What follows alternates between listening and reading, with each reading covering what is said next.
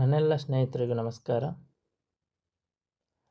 ಇವತ್ತು ನಾವು ನಮ್ಮ ದೇಶ, ನಮ್ಮ ರಾಜ್ಯ, ನಮ್ಮ ಪರಿಸರನೇ ಹೆಮ್ಮೆ ಪಡುವಂಥ ಪದ್ಮಶ್ರೀ ಪ್ರಶಸ್ತಿ ವಿಜೇತ ಸಾಲುಮರದ ತಿಮ್ಮಕ್ಕ ಬಗ್ಗೆ ಸ್ವಲ್ಪ ಮಾತಾಡೋಣ. ಇಷ್ಟು ದಿನ ನಮ್ಮ ಚಾನೆಲ್ನ ಸಬ್ಸ್ಕ್ರೈಬ್ ಮಾಡಿ ನೋಡಿ ಲೈಕ್ಸ್ ಕೊಟ್ಟು ತುಂಬಾ ಸಪೋರ್ಟ್ ಮಾಡಿದ್ದೀರಾ. ನಿಮ್ಮ ಎಲ್ಲರ ಸಪೋರ್ಟ್ ಹೀಗೆ ಇರಲಿ, ಮುಂದೇನೂ ನಿಮ್ಮ ಸಪೋರ್ಟ್ ಹೀಗೆ ಇರಲಿ.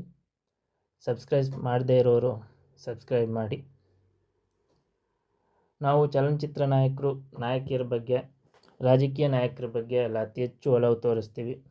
ಆದರೆ ಇಂಥ ಶ್ರೇಷ್ಠ ಸಮಾಜ ಸೇವಕರ ಬಗ್ಗೆ ಜಾಸ್ತಿಯಾಗಿ ಮಾತಾಡಲ್ಲ. ಅಂಥ ಸಾಲುಮರದ ತಿಮ್ಮಕ್ಕ ಬಗ್ಗೆ ಒಂದಿಷ್ಟು ತಿಳ್ಕೊಳ್ಳೋಣ ಇವತ್ತು.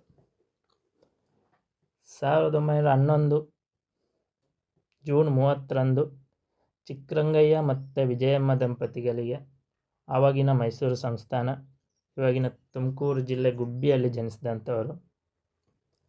ಮದುವೆ ಆದ ನಂತರ ತುಂಬ ವರ್ಷಗಳು ಮಕ್ಕಳೇ ಆಗದೆ ಇರೋ ಸಂದರ್ಭದಲ್ಲಿ ಗಿಡಗಳನ್ನ ನೆಡೋಣ ಅಂತ ನಿರ್ಧಾರ ಮಾಡಿಬಿಟ್ಟು ಸುಮಾರು 4.5 ಕಿಲೋಮೀಟ್ರ್ ಉದ್ದಕ್ಕೂ 800ಕ್ಕೂ ಅಧಿಕ ಗಿಡಗಳನ್ನ ನೆಟ್ಟು ಅದನ್ನೇ ತನ್ನ ಸ್ವಂತ ಮಕ್ಕಳಂತೆ ಸಾಕಿ ಬೆಳೆಸಿದರು.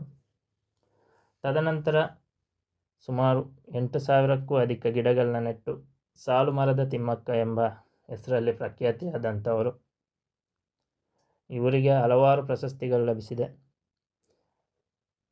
2019ರಲ್ಲಿ ಪದ್ಮಶ್ರೀ ಪ್ರಶಸ್ತಿ, 2010ರಲ್ಲಿ ನಾಡೋಜ ಪ್ರಶಸ್ತಿ, 1997ರಲ್ಲಿ ವೀರಚಕ್ರ ಪ್ರಶಸ್ತಿ, 2000ನೇ ವರ್ಷದಲ್ಲಿ ಕರ್ನಾಟಕ ಕಲ್ಪವಲ್ಲಿ ಪ್ರಶಸ್ತಿ, 2017ರಲ್ಲಿ BBC's 100 ವುಮೆನ್ ಪ್ರಶಸ್ತಿ, ಈ ಥರ ಹಲವಾರು ಪ್ರಶಸ್ತಿಗಳು ಇವರ ಸಾಧನೆಗೆ ಲಭಿಸಿದೆ.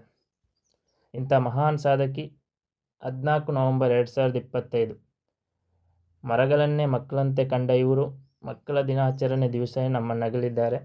ಇಂಥ ಶ್ರೇಷ್ಠ ಮಹಿಳೆಯ ನೆನಪಿಗಾಗಿ ನಾವೆಲ್ಲರೂ ಗಿಡಗಳನ್ನ ನೆಟ್ಟು ಅದನ್ನು ಪೋಷಿಸುತ್ತಾ ನಮ್ಮ ಪರಿಸರವನ್ನು ಬೆಳೆಸೋಣ, ಉಳಿಸೋಣ. ಜೈ ಹಿಂದ್, ಜೈ ಕರ್ನಾಟಕ ಮಾತೆ.